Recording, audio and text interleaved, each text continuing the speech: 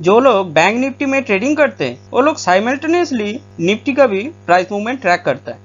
तो उन लोगों के लिए ये वीडियो बहुत ज्यादा इंपॉर्टेंट है, तो थोड़ा ध्यान से देखना कि बैंक निफ्टी और निफ्टी 50 के साथ कैसे कोरिलेट करना है और उसी हिसाब से ट्रेडिंग करना है।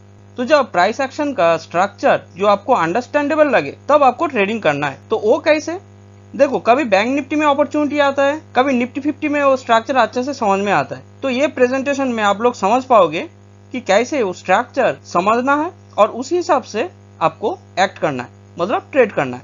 तो यहाँ पे पहले मैंने बैंक निफ्टी का 5 मिनट का चार्ट लिया, तो देख पा रहे हो एक बुलिश मूवमेंट हुआ। अभी कैसे स्ट्रक्चर समझना है, वो पॉइंट वो पोजीशन आपको समझना पड़ेगा थोड़ा। तो इनिशियली ये पोजीशन पे हमको स्ट्रक्चर समझ में नहीं आया, लेकिन ये पोजीशन पे हमको बहुत अच्छे से एक स्ट्रक्चर समझ में आया। कैसे, देखो तो ये बुलिश मूवमेंट होने के बाद एक रिट्रेसमेंट कर रहा है यहाँ पे। तो ये रिट्रेसमेंट कब खत्म हो रहा है वो कैसे समझेंगे, देखो ये जो बियरिश मूवमेंट है यहाँ तक आया था, एक बियरिश पुश दिया था।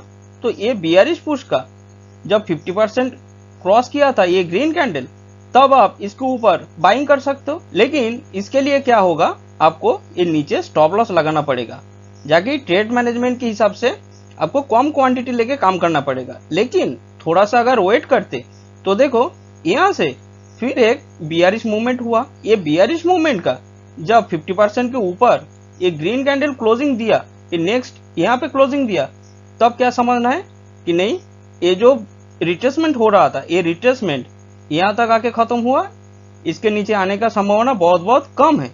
और उससे पहले ये जो एक रेजिस्टेंस लेवल था, ये रेजिस्टेंस लेवल वो क्रॉस किया और वही लेवल एक सपोर्ट की तरह अभी एक्ट कर रहा है। ये भी एक कॉन्सिक्वेंस हो गया। तो आप बिंदास इसके ऊपर बाइंग कर सकते हो और स्टॉप लॉस नीचे रख सकते हो।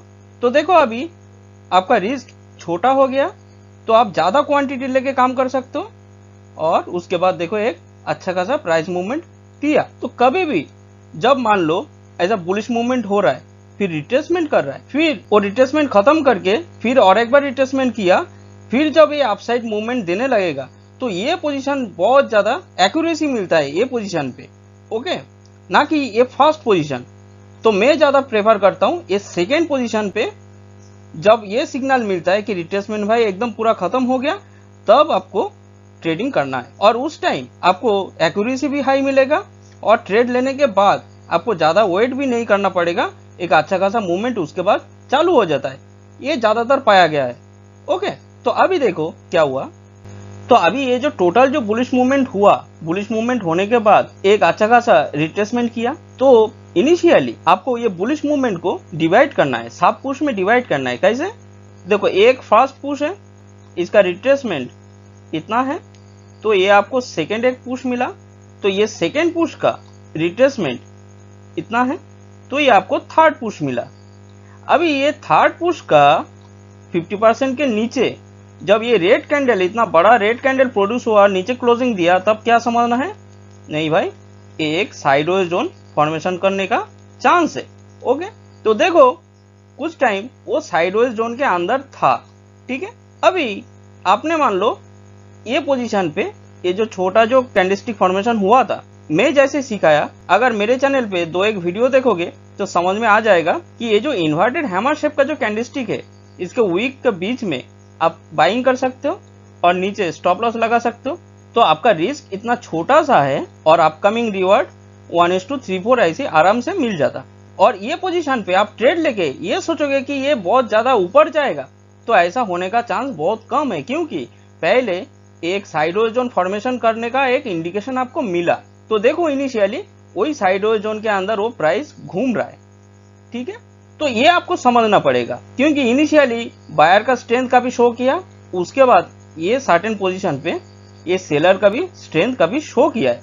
अभी जैसे मैंने बोला कि बैंक निफ्टी और निफ्टी 50 का प्राइस मूवमेंट आप ट्रैक कर रहे हो, लेकिन कभी कभी दोनों का ही एक साथ इंडिकेशन मिलता है बाइंग करने का या सेलिंग करने का, मतलब अंडरस्टैंडेबल प्राइस एक्शन स्ट्रक्चर बनता है, लेकिन कभी कभी नहीं बनता है। वो अभी देखो कैसे।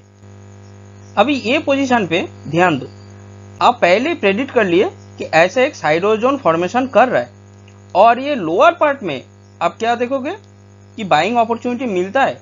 आपको अंडरस्टैंडेबल प्राइस एक्शन स्ट्रक्चर बनता हुआ दिखता है तो ही आप ट्रेडिंग करोगे उस हिसाब से। तो देखो एक बियरिश मूवमेंट दिया और ये साइडवेज जोन का लोअर पार्ट में है, फिर एक अपसाइड मूवमेंट देने का कोशिश किया, फिर एक डाउन साइड मूवमेंट दिया, लेकिन देखो उसके बाद एक ग्रीन कलर का डोजी टाइप का एक कैंडलस्टिक फॉर्मेशन हुआ। तो इसको कैसे विजुअलाइज करना है, तो ये जो लेटेस्ट जो बियरिश पुश है, मतलब इनिशियली ये तो एक बियरिश मूवमेंट दे रहा था, फिर एक रिट्रेसमेंट किया, फिर जब ये लेटेस्ट जो बियरिश पुश फॉर्मेशन हुआ, मतलब ये जो लेटेस्ट बियरिश पुश फॉर्मेशन हुआ इसका 50% अगर मार्क कर दोगे तो देखो ये डोजी टाइप का कैंडलस्टिक का जो क्लोजिंग प्राइस है वो ऑलमोस्ट वही 50% लेवल के आसपास ही है।